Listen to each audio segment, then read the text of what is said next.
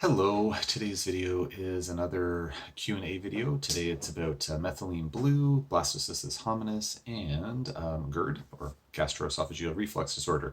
As per usual, nothing I'm saying should be construed as medical advice. This is for informational purposes only. If you need medical advice, please talk to your healthcare provider to get that advice. And if at some point you wouldn't mind, please taking a moment to either like, share, subscribe, and or post a quick comment on the video. I'd really appreciate it. So thanks in advance for taking a second to do that. I am still working from home, family member in the hospital, just hence the casual wear, just not going into the office these days, just working from home, doing phone consults. So the first question here is about methylene blue, our good friend methylene blue, everybody's favorite topic.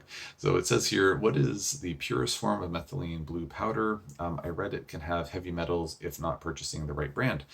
So yeah, thanks for the question.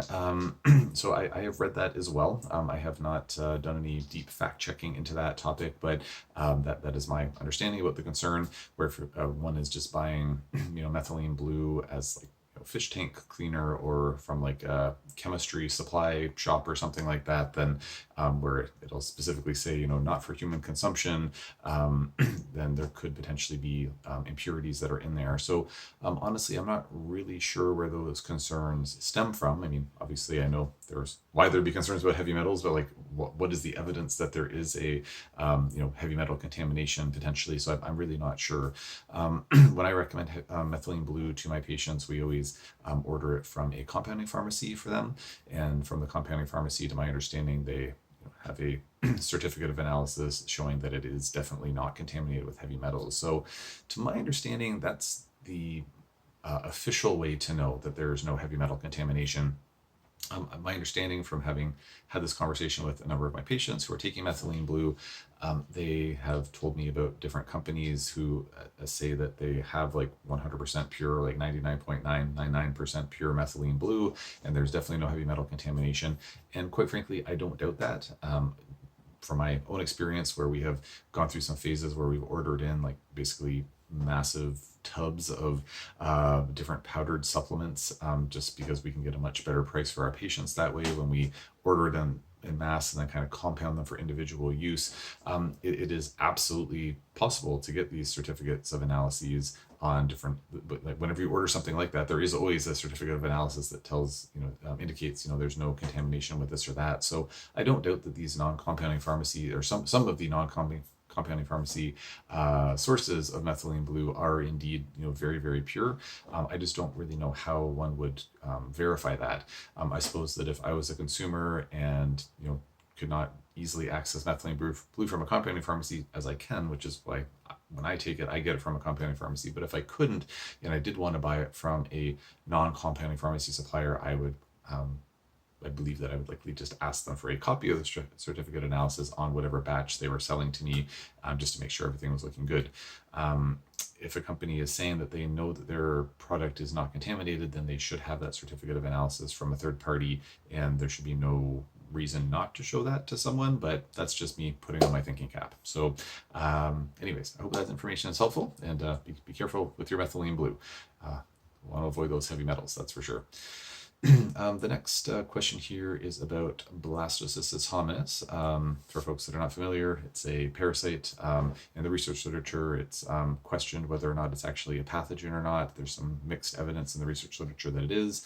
I've had patients where they definitely seem to improve when they're treated for their blastocystis hominis, but there is some ambiguity as to whether it is actually a pathogen or not. Could be that when they were treated for that blastocystis hominis, or just, I'll just call it blasto for short, that's what most of us call it in the business.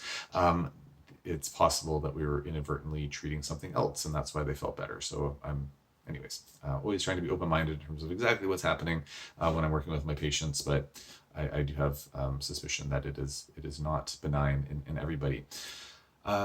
So anyways, the question is, what medical treatments help? Flagyl and or ivermectin, basically wondering about non-herbal treatments, because on this video, which is called Blastocystis hominis, many questions answered, with 1,000 views, pretty good for me. Anyways, I probably talked about herbal treatments in there, as I have in some other videos as well. So yeah, it's a great question. To be honest, I don't think I have any clinical experience with kind of pre and post test results where patients have used flagyl or ivermectin or mebendazole or any other, what's it called? Oh shoot. I think it's nitazoxamide, but what is the other name for that one? Alinea, that's the word.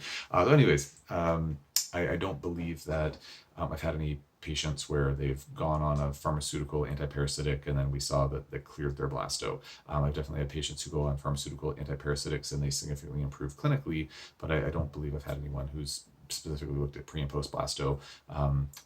If and when I'm able to prescribe those pharmaceutical antiparasitics myself, I would certainly consider it for a blasto case if we thought that it was causing problems, but I'm just not really sure how effective they are. My guess would be that they probably are effective, and it would certainly be something I would look into if I had access to those drugs for my patients. I do find that the herbal treatments tend to work really well, so that's why I have not ventured into the realm of like referring out for a prescription for these because we've just been really, really stuck in someone else or stuck on a case and have needed a prescription antiparasitic. So, but that's my limited experience there, but it would make sense to me that they would be effective. And then the last question here is says, hey, can you do a video on GERD, that's causing non-cardiac related chest pain and herbal treatments? So yeah, I think I might have a video on GERD or heartburn or something like that. So maybe consider keyword searching my YouTube channel and see if maybe there's something there. But I'll just quickly riff on that because I wouldn't have talked about it in a while, I don't think. Yeah, so when it comes to GERD, I find that usually the most useful thing that I can bring to the equation for my patients is to treat the underlying root cause issues that are causing the GERD in the first place. There are some treatments that can be really helpful for GERD. Sometimes, ironically, stomach acid supplementation can be really helpful. Sometimes apple cider vinegar can be really helpful. Sometimes working with demulcent formulas. There's this product by the company Designs for Health. I have no financial affiliation with them or any other company, but they have a product called GI Revive. So GI like gastrointestinal, and then the word revive like revivification. And it's got a combination of a bunch of different supplements like zinc carnosine and glutamine. So there's some quercetin in there, some aloe, some marshmallow root, some cat's claw, I believe, a few other ingredients. And they're just really nice, like soothing herbs for the gastrointestinal tract, including the upper GI. So that can be helpful sometimes, but oftentimes I find that GERD, unless there's some anatomical issue like a hiatal hernia or some dysfunction of their lower esophageal sphincter / cardiac sphincter, I find that in many cases there's some underlying issue with SIBO or maybe SIFO. We treat their microbial imbalance in their intestinal tract and things get better and go away. Sometimes it's a pancreatic enzyme deficiency if there's like maybe some degree of and exocrine pancreatic insufficiency happening, or EPI. Those would be the most common causes. Sometimes it's kind of stress related, so I've seen that help in some patients. So I've certainly had some cases that are really, really tough to treat. So I'm not saying that it's always easy, but I usually focus more on trying to address the root cause as opposed to like trying to find a whole bunch of symptomatic based treatments to try to help. There are some options like the GI Revive or other demulcent herbal formulas that could be helpful, like marshmallow root or slippery elm. Maybe licorice if we weren't worried about hypertension, maybe DGL if we were worried about hypertension. But yeah, by and large, that's generally what I recommend. So if there's more specific questions around that, I'm happy to answer, but I'll leave it there for now. So any questions on any of these topics or anything else, just post in the comment section below, and I will do my best to answer as soon as I can.